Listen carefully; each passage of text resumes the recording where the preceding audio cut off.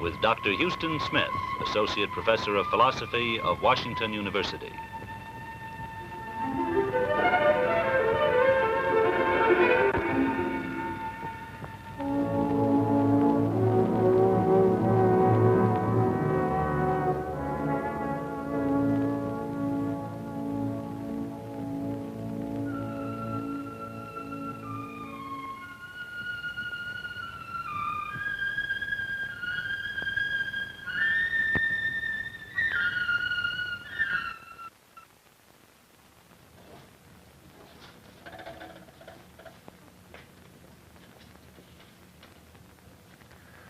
We have now passed the halfway mark in this series of talks on the religions of man, and this seems to me to be a good time to pause for just a moment and get our bearings.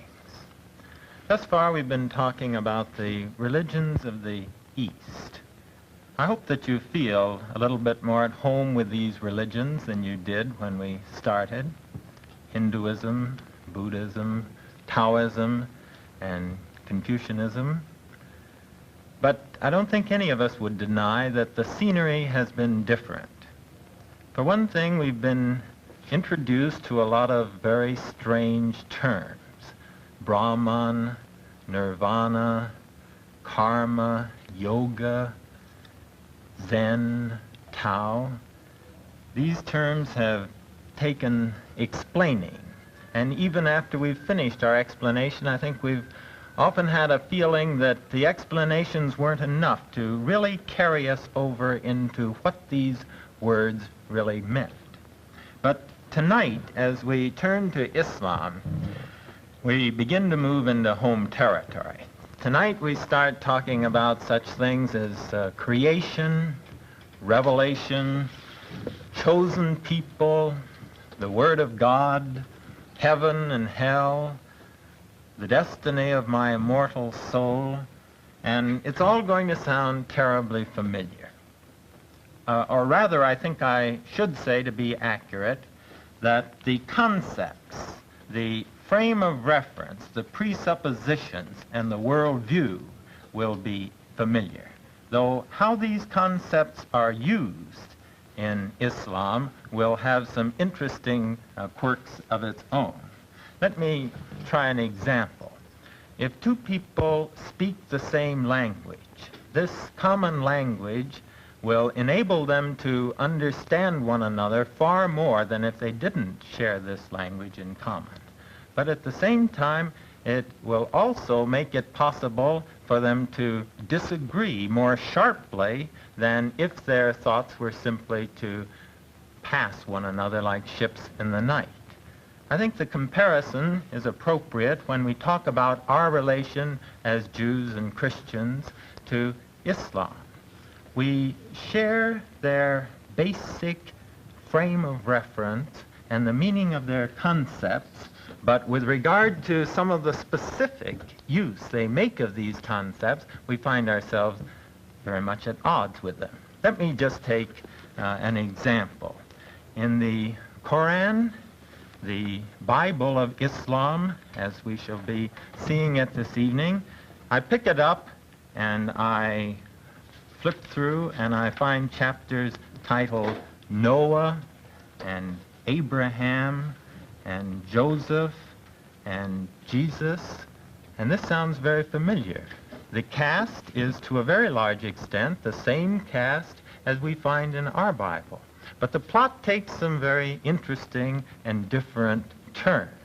For example, in the Quran we find that the Jews fall hopelessly away from monotheism and turn into idolaters. And as for Jesus, well, in the Quran he doesn't die on the cross. He merely seems to, but actually it was someone else. And so Jesus does not meet his death in that fashion according to the Quran. This perhaps illustrates my point that the basic meaning of the terms will be very familiar, but on the level of specifics there will be plenty of things that we shall have to stretch in order to come to any sort of an insight into their meaning for other peoples, because they will be very different from our own perspectives. But before we stand in judgment upon the accuracy or errors of the religion, let's try to understand it. Now, this is a religion which is often called Mohammedanism. You probably hear it termed by the name of the founder more than by its accurate name. Actually, this is inaccurate and really offensive to the Muslim. They say, Christians, well, you can call your religion after the name of your founder because you believe that Christ was God, so therefore he deserves to have the focus of the religion.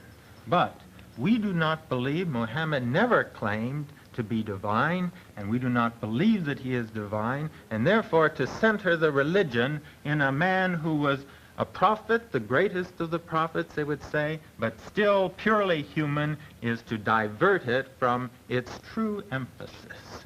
And therefore, we don't like to have our religion called Mohammedanism. The true name is Islam. Now, the etymology of this word is not altogether clear. Some say that it means striving after righteousness, but the most accepted meaning of this word etymologically is submission, and in a derivative sense also peace. So gathering up these meanings, we can say that the literal meaning of Islam is the peace which comes from submitting one's life to God. Now, if this be the name of the religion, how did this religion come into being?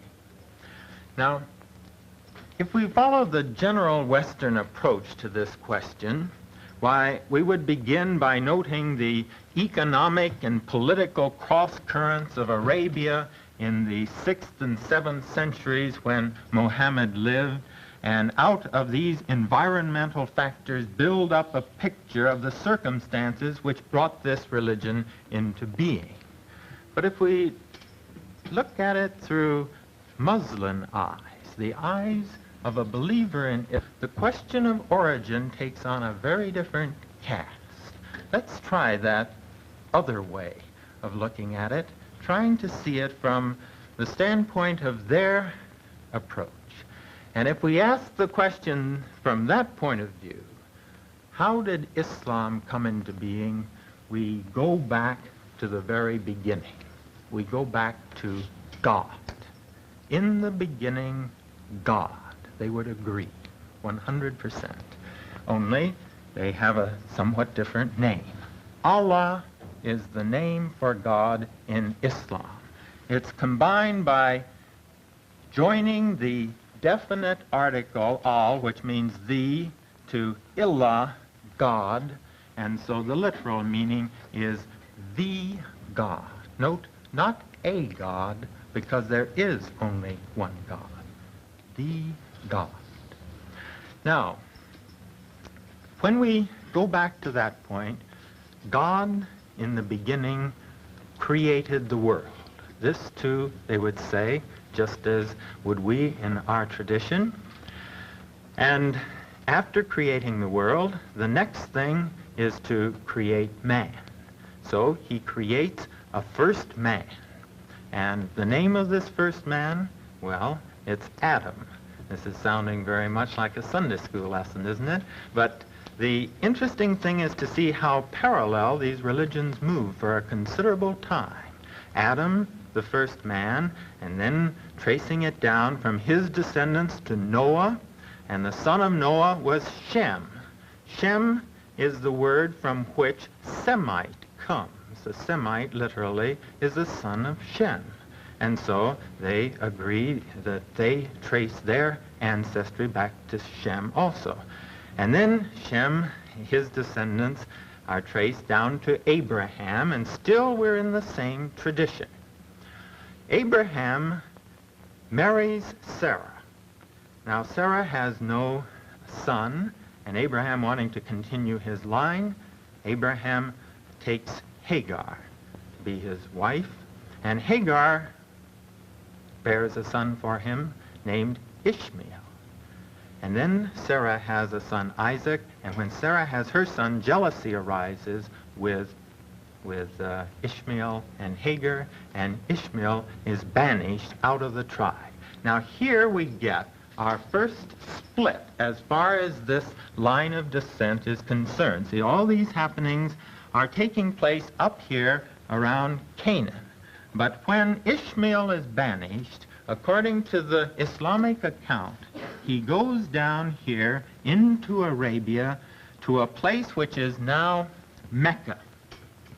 And there he settles and grows up, and these then are the ancestors of the Muslims, whereas the ancestors of the descendants of Isaac become the Jews. All right, this is a matter of the origin. Now, when we continue down with the line here from Ishmael, we come next to Mohammed. And now we've skipped many, many centuries from about 2000 or so BC down to the 6th century AD when Mohammed lived. Now, his life is really quite uneventful, not dramatic in the least. His parents died when he was quite young, and he became a caravan trader, managing the camels of Khadijah, a wealthy widow, as they would wend their way up the coastal region in trade. Khadijah, the wealthy widow, was 15 years his senior, but she was very much impressed by his person and his abilities, and so she marries him. Well, things go along in a very uneventful way until the revelation comes to Mohammed. It was his habit to leave the haunts of men periodically and to retire to the mountain caves in order to give himself up completely to prayer and meditation. One night when he was asleep, the angel Gabriel came to him with a piece of silk brocade on which there was writing, and said to him, recite. The command was repeated 3 times and culminates in the order, recite in the name of thy Lord, who created man from blood coagulated, who the Lord is wondrous kind, who by the pen has taught mankind things they knew not, being blind. Mohammed awakes from his sleep and is in despair. He's afraid that he's possessed by an evil spirit, and he rushes out in order to throw himself over a precipice because he couldn't stand being in this situation. But on his way, he hears a voice from heaven summoning him to be an apostle, a prophet, and when he lifts up his eyes, he finds a figure standing astride of the horizon, which turns him from his purpose, and he stays rooted there until long after the messengers his wife sent have gone after him. Well, thereafter, he felt inspired time after time. And always the situation was very much the same. There would be this building up of inward physical pressure in him, and he would go into a state of trance, of ecstasy, and the words would flow out in a gush and a torrent. The Arabs are noted for their memory. They had very little writing devices at that time, and so they would remember what he said and copy this down on leaves, on bark, on old bones, and it is in this way that the prophetic utterances of Mohammed are captured and preserved. They're gathered together in the Quran, which is the basic book of the Islamic religion. According to the Muslim account, the Quran actually was written in heaven and is contained on stone tablets there. And it was transmitted to Muhammad by direct revelation, and every word, according to the Orthodox view, every word of the Quran is sacred and eternally valid. It's composed of 114 chapters which vary in length, and there's a rather odd mode of arrangement in ordering this. We don't find them arranged chronologically, but rather they're arranged by length. After the first surah or chapter, which is the brief one and is embodied in the daily prayers, then it begins entirely by arrangement of length with the longest chapters first, and then the chapters get shorter and shorter as you go towards the end. You can imagine the kind of order we would get out of our Bible if it had been compiled in that way, simply in terms of the length of the chapters. All these utterances, then, came from Muhammad when he was in the state of trance. And I think we ought to pause there to consider an argument which is frequently raised against Islam on this account. It has been conjectured that for this reason Muhammad might have been an epileptic because he was given to these seizures. Now this, I must say, seems to me to be a gratuitous assumption and due to anti-Muslim prejudice rather than anything else. Prophets, it's true, are not normal people, but this doesn't mean that we must ascribe their unnormal behavior to any morbid condition. If Muhammad had ever collapsed under stress or fainted away when strong action of battle or controversy, when strong action was needed, there might be some justice to this claim, but he never did. And so those who deny his mental and his psychic stability, I think, are ignoring the overwhelming evidence of his shrewd appraisal of people and the circumstances which were going on in his day.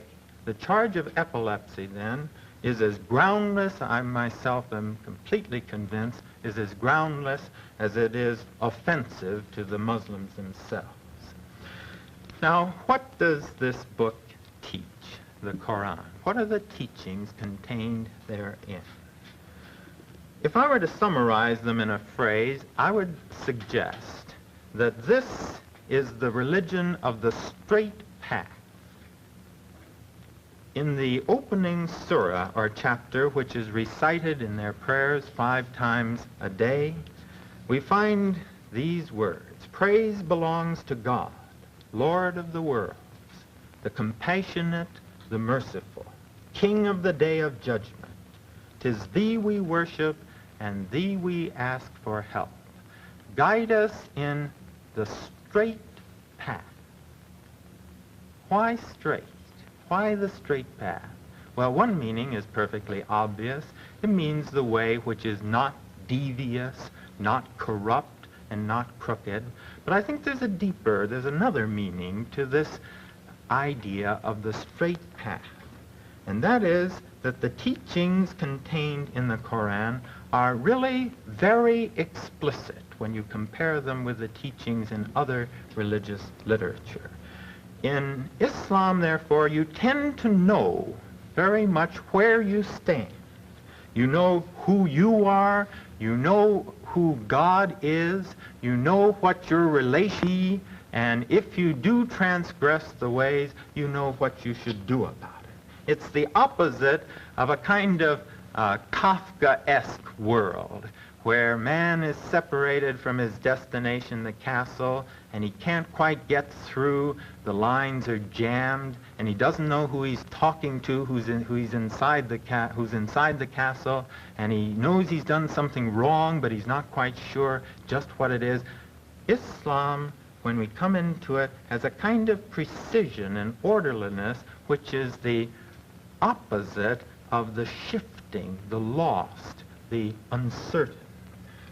This is embodied, I think the idea is embodied in the traditional notion in Islam of a fourfold revelation. According to Muslims, God's first great revelation was to Abraham, and to Abraham he taught the idea of one God. Then the second stage was to Moses when he taught the idea of the Ten Commandments. Then to Christ when he added the idea of love of one's neighbor. But with Mohammed, we enter into the fourth stage. What could Mohammed add to monotheism, the Ten Commandments, and the love of neighbor? And the Muslims answer, he added how to love thy neighbor.